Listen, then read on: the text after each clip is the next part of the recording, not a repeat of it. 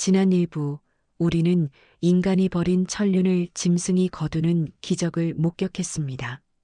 혹한의 눈밭, 부모에게 버림받은 핏덩이를 품은 것은 다름 아닌 굶주린 호랑이였습니다. 하지만 운명은 잔인하게도 녀석을 사냥꾼들의 포위망 속에 가두었습니다. 지금 이 순간 수십 마리의 사냥개가 이빨을 드러내고 화약 냄새 진동하는 총구가 호랑이의 미간을 겨누고 있습니다. 오해와 편견 그리고 돈에 눈이 먼 인간들의 살기. 과연 상구는 자신의 목숨을 걸고 품은 이 작은 생명을 끝까지 지켜낼 수 있을까요? 준비되셨다면 그 가슴 시린 결말 속으로 함께 들어가 보시죠. 저놈 봐라. 도망가지도 않고 우릴 노려보고 있어. 독이 바짝 오른 놈이다. 사냥꾼 우두머리 최포수의 고함이 산을 울렸습니다. 그의 눈에는 눈앞의 호랑이가 생명체가 아닌 걸어다니는 돈다발로 보였습니다. 저 정도 크기의 대호 가죽이라면 기와집 한 채는 좋게 살 수 있었으니까요. 사냥꾼들은 능숙하게 호랑이를 둥글게 에워쌌습니다. 도망칠 길은 없었습니다. 뒤는 깎아지른 절벽 앞은 총과 창을 든 인간들. 사냥개들은 호랑이의 뒤꿈치를 노리며 약 올리듯 지저댔고 몰입꾼들은 꽹과리를 쳐대며 호랑이의 혼을 쏙 빼놓으려 했습니다. 그야말로 완벽한 죽음의 덫이었습니다. 서두르지 마라. 가죽 상한다. 머리통을 노려. 정확히 미간을 뚫어야 비싸게 받는다. 저놈 입가에 침이 잔뜩 고인 걸 보니 분명 뭔가를 잡아먹고 있었어. 배가 불러서 못 도망가는 거야. 하늘이 내린 기회다.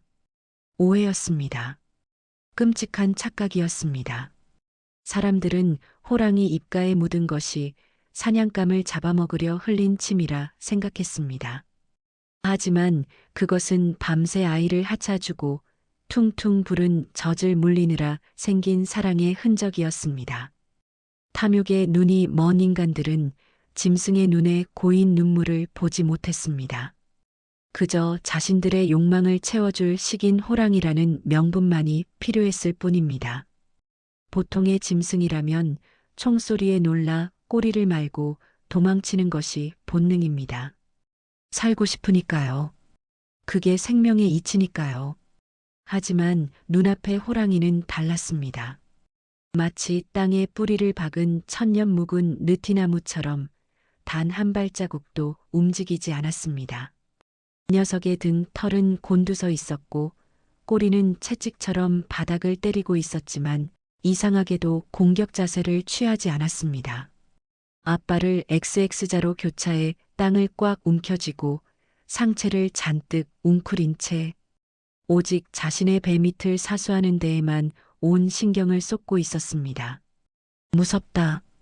도망치고 싶다. 짐승이라고 왜 죽음이 두렵지 않겠습니까?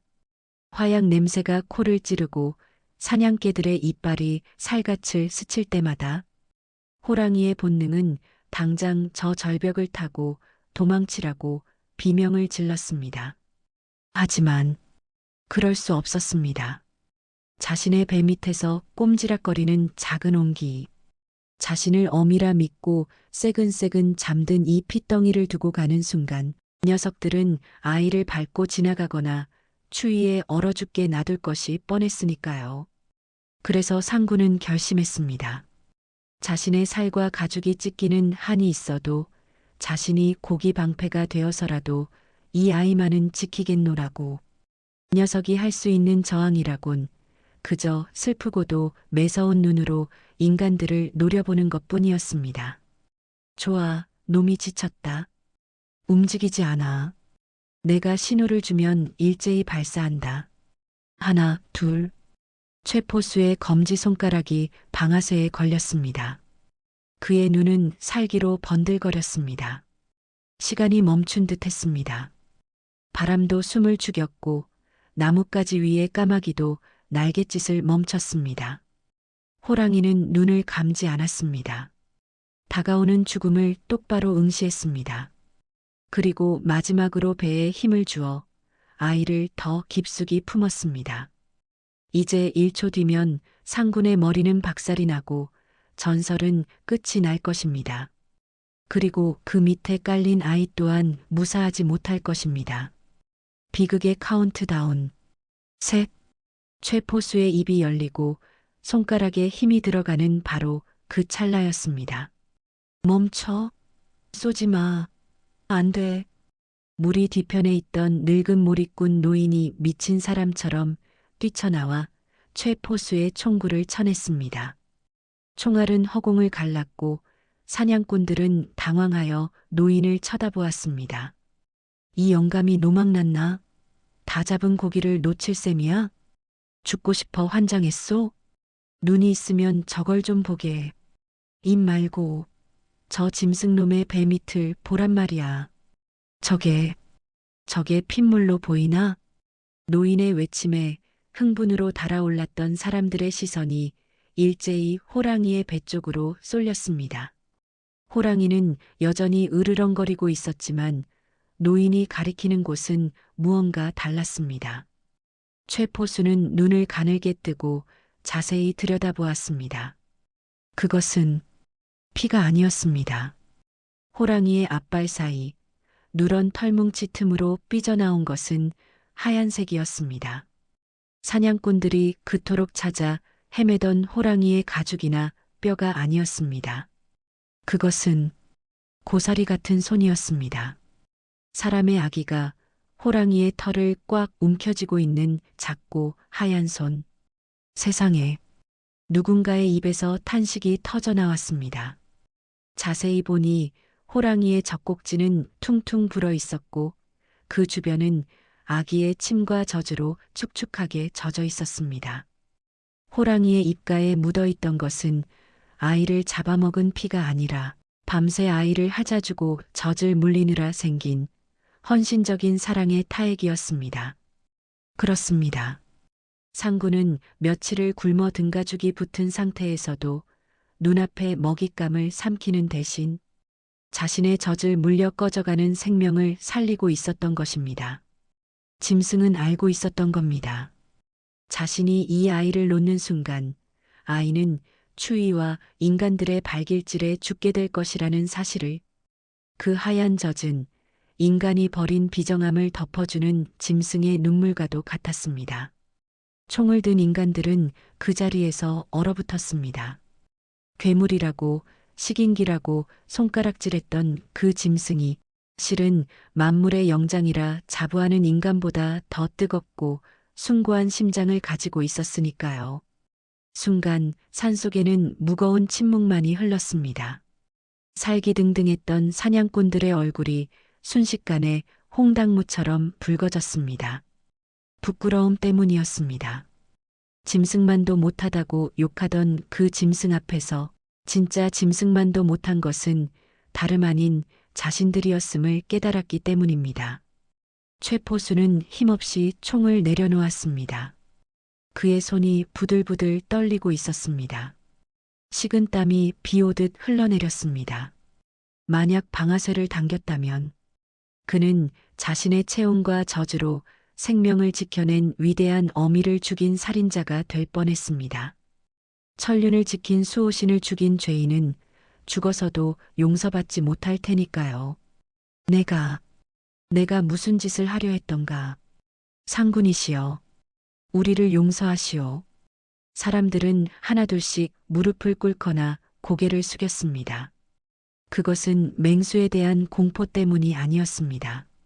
그것은 위대한 모성에 대한 경외심이자 인간으로서 느끼는 뼈저린 반성이었습니다. 호랑이도 그제야 살기가 사라진 것을 느꼈는지 잔뜩 세웠던 등 털을 가라앉히고 거친 숨을 몰아쉬었습니다. 녀석의 황금빛 눈동자는 사냥꾼들을 하나하나 훑어보았습니다. 그 눈빛에는 원망도 분노도 없었습니다. 그저 깊은 슬픔과 연민만이 담겨 있었습니다. 마치 이렇게 말하는 듯 했습니다. 이제야 보았느냐? 나는 괴물이 아니다. 너희가 버린 것을 내가 거두었을 뿐이다. 호랑이가 천천히 몸을 일으켰습니다. 밤새 웅크리고 있느라 다리가 저린지 잠시 비틀거렸습니다. 녀석이 몸을 일으키자 품속 깊은 곳에 숨겨져 있던 포대기가 세상 밖으로 완전히 드러났습니다.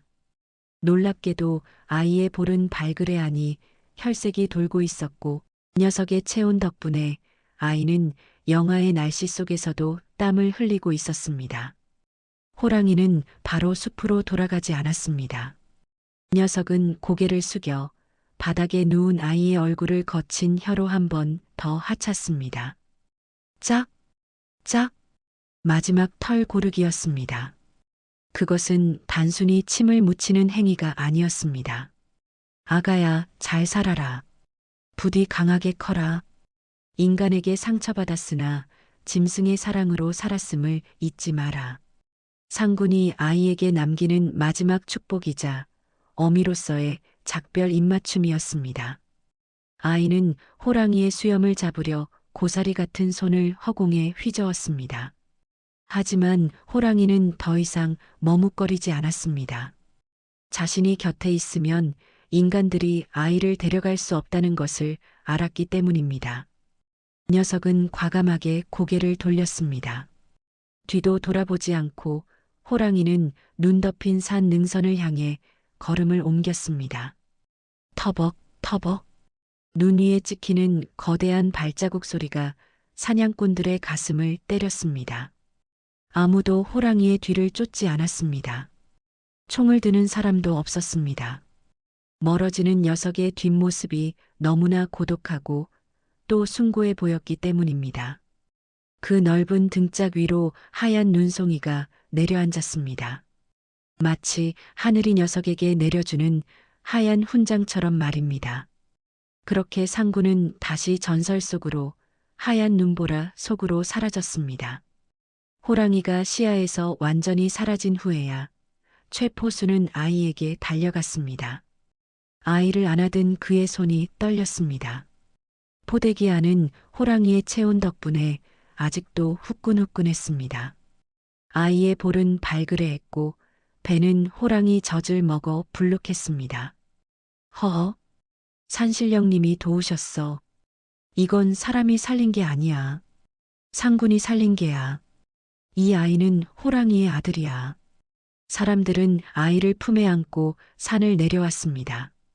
내려오는 길, 그들의 발걸음은 올라올 때와는 달랐습니다. 탐욕은 사라지고 그 자리엔 생명에 대한 경외심만이 가득했습니다. 호랑이가 그들에게 가르쳐 준 것은 돈보다 귀한 생명의 무게였습니다. 세월은 유수와 같이 흘러 20년이 지났습니다. 마을로 구조된 아이는 자식이 없던 늙은 노인몰이꾼의 양자가 되었습니다. 사람들은 그를 호랑이가 살린 아이라 하여 호생이라 불렀습니다. 호생은 무럭무럭 자라 마을을 이끄는 훌륭한 청년이 되었습니다. 그는 평생 호랑이 고기는 입에도 대지 않았고 매년 첫눈이 내리는 날이면 산 입구에 돼지고기 한 덩이를 놓아두고 절을 올렸습니다. 자신을 낳은 부모는 버렸지만 자신을 살린 짐승의 은혜를 잊지 않기 위해서였지요. 그렇다면 천륜을 버리고 도망쳤던 비정한 친부모는 어떻게 되었을까요? 인과응보, 뿌린 대로 거둔다는 말은 틀린 말이 아니었습니다. 들리는 소문에 의하면 그들은 아이를 버린 후 집에 돌아갔으나 마음 편할 날이 없었다고 합니다. 밤마다 아이의 울음소리가 환청으로 들려 잠을 이룰 수 없었고 죄책감에 시달리다 결국 원인 모를 병을 얻어 시름시름 앓았습니다. 남겨진 두 자식마저 전염병으로 잃고 그들은 빈집에서 미쳐갔다고 합니다. 어느 눈보라치는 밤 그들의 집 앞에 거대한 호랑이 발자국이 찍혀 있었다는 소문도 돌았습니다. 사람들은 수군거렸습니다. 상군이 찾아왔다. 죄를 물으러 온 게야. 그들은 평생을 지옥 같은 고통 속에서 짐승보다 못한 삶을 살다 쓸쓸하고 비참하게 생을 마감했다고 전해집니다. 오늘 들려드린 호랑이의 육아 일기, 어떻게 들으셨나요? 우리는 흔히 잔인하고 도리에 어긋난 짓을 하는 사람에게 짐승만도 못한 놈이라고 욕을 합니다. 하지만 오늘 상군의 이야기를 듣고 나니 그 말이 짐승들에게 참으로 미안해집니다. 자신의 핏줄조차 살기 힘들다는 핑계로 버렸던 인간. 하지만 굶주림을 참아가며 타인의 생명을 제품으로 거두었던 짐승. 과연 누가 더 사람다운 존재였을까요? 사람이라는 글자가 부끄럽지 않으려면 우리 마음속에 적어도 짐승만도 못한 이기심은 버려야 하지 않을까요? 지금 창밖에는 여전히 찬 바람이 불고 있습니다. 하지만 이 이야기를 듣는 여러분의 마음속에는 눈 덮인 산속에서 피어난 상군의 그 뜨거운 온기가 전해졌기를 바랍니다. 혹시 곁에 소중한 사람이 있다면 오늘만큼은 그 손을 꼭 잡아주세요. 우리는 서로를 지켜주는 존재여야 하니까요. 지금까지 전설을 읽어주는 야담 수집가였습니다. 더 많은 감동과 전설을 만나고 싶으시다면 구독과 좋아요 부탁드립니다. 감사합니다.